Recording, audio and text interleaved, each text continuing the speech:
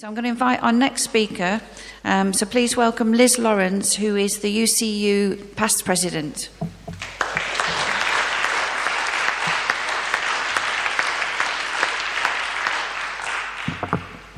Thank you, Comrade Chair, and thank you for inviting me, and greetings to this meeting from the University and College Union.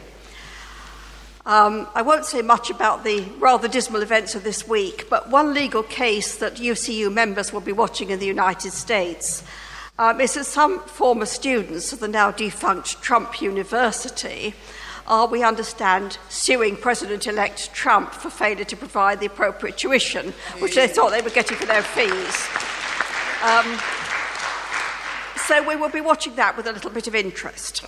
Now, Jeremy Corbyn has talked about a national education service.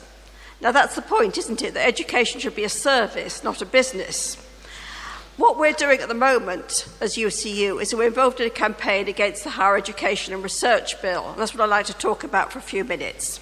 Now, we're not about to go on strike over this. We're busy with public meetings, parliamentary lobbying, all those sorts of activities, but it needs to be done.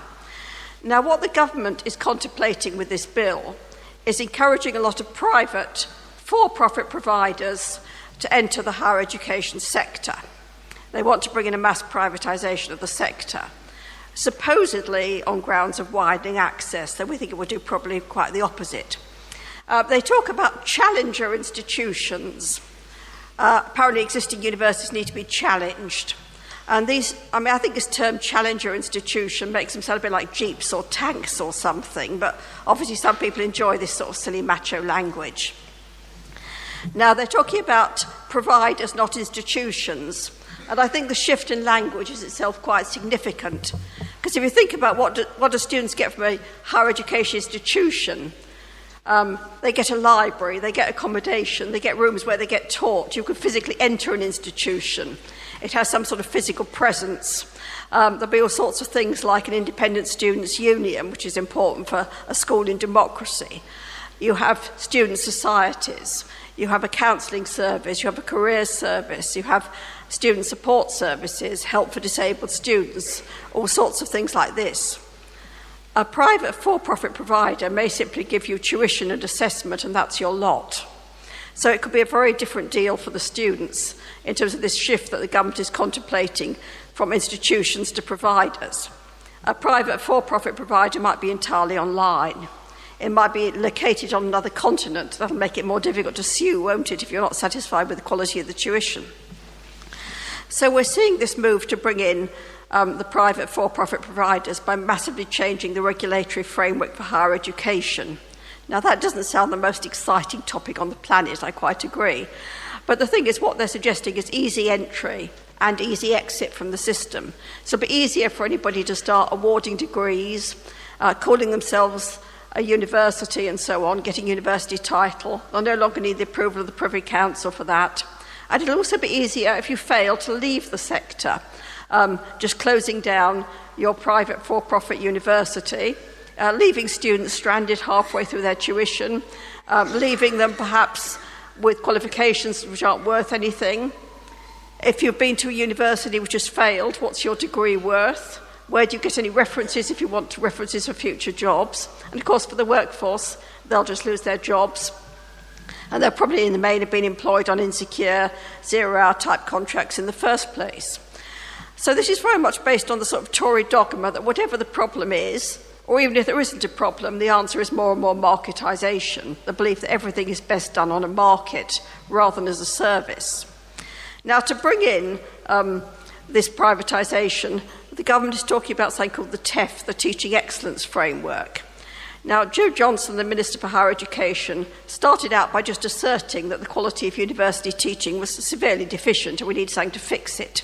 Now, there's actually no evidence for this proposition, but don't let evidence get in the way of, plans when you're ideologically committed to something. So they're bringing in this teaching excellence framework. Now, this is really a sort of phony empowerment of students. I mean, what would really empower students would be ending tuition fees, restoring the grant,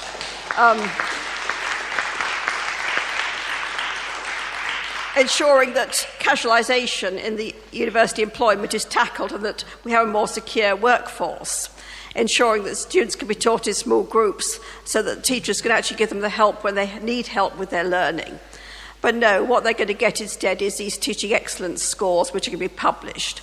They're looking at developing a model where in later stages there will be scores for departments as gold, silver and bronze. But this isn't like the Olympics where it's good to get any medal.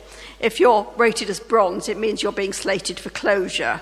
So, you know, that's another thing that's in the pipeline. So it's this sort of phony empowerment where the student is treated not as a learner but as a consumer. And the metrics, the measures they're planning to use, and I mention this because a lot of you probably suffer all sorts of false types of measurement in your jobs, are things like student satisfaction, National Student Satisfaction Survey, which of course isn't the same as what have students learned or how well have they been taught. What sort of jobs they get, which is very much, of course, to do with family contacts sometimes and things like this. And also, progression rates, how many pass and so on. So they're using one set of measures to measure something else, teaching quality. So they're bringing these phony metrics, which will cause a lot of goal displacement. It'll have massive workload implications. But the whole point about the TEF is it's really this driver for privatisation, trying to privatise our universities. So we're busy campaigning on this. We're arguing that this bill is totally unnecessary and should be abandoned. We don't think there's a problem that needs fixing in the first place, and actually bringing in more privatisation won't improve the quality of university education. It'll do quite the opposite to the international reputation of our universities.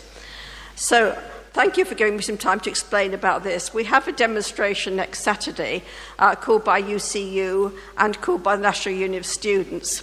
We would urge people to support that. We are struggling for the soul of the university. We are trying to defend higher education as a public good and universities as a public service, resisting this highly commercialised model where the value of a degree is nothing more than graduate lifetime earnings, and where subjects which are of value to society, health sciences, health professions and so on, will be seen as less valuable because the graduates in these jobs earn less than if they go into the city or something like this. So I'd ask you to support our campaign against the Higher Education Bill, and please support the demonstration next Saturday if you can. Thank you.